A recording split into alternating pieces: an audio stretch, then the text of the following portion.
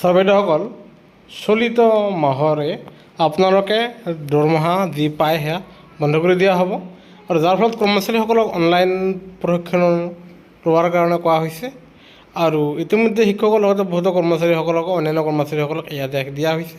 সদ্যহতে এক বাতৰিত এপ্ৰিল মাহৰ দৰমহাৰ বিলৰ সৈতে বাধ্যতামূলক কৰ্মযোগী পৰ্টেলত কৰা ৰেজিষ্ট্ৰেশ্যন আৰু অন্ততঃ 3টা কৰ্চ সম্পূৰ্ণ কৰাৰ প্ৰমাণপত্ৰ গাঁঠি দিলেহে শ্ৰীভূমিৰ শিক্ষা বিভাগৰ শিক্ষক তথা অন্যান্য কৰ্মচাৰীয়ে দৰমহা লাভ কৰিব।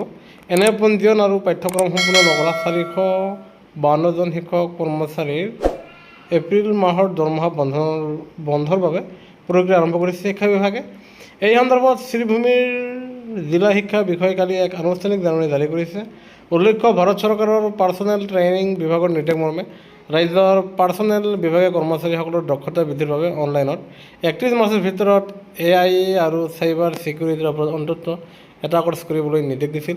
কিন্তু শ্ৰীভূমিৰ বহু শিক্ষক কৰ্মচাৰীয়ে এনে পাঠ্যক্ৰম সম্পূৰ্ণ কৰিবৰ বাবে পঞ্জীয়নী নকৰিলে চৰকাৰী নিৰ্দেশ নমনা 452 জন শিক্ষক কৰ্মচাৰী এতিয়া বিপদত পৰিছে।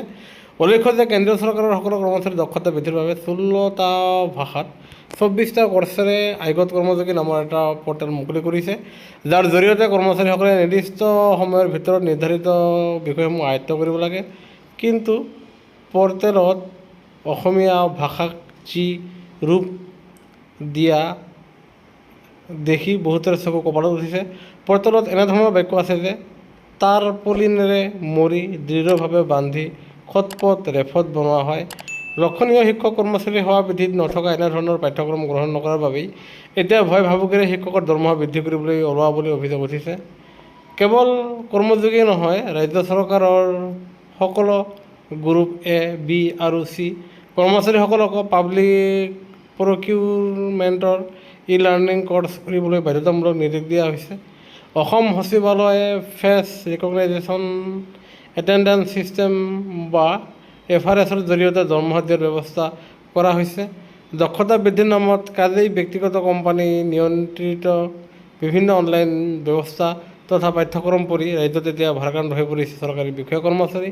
আৰু সেয়েহে যি তেওঁলোকে 3টা কৰ্চ সম্পাদন নকৰিলে আইগত পৰ্টেলত, তেনেহ'লে দৰমহা বন্ধৰ এই বিশেষ খবৰটো আমি আপোনালোকৰ মাজলৈ লৈ আহিলোঁ।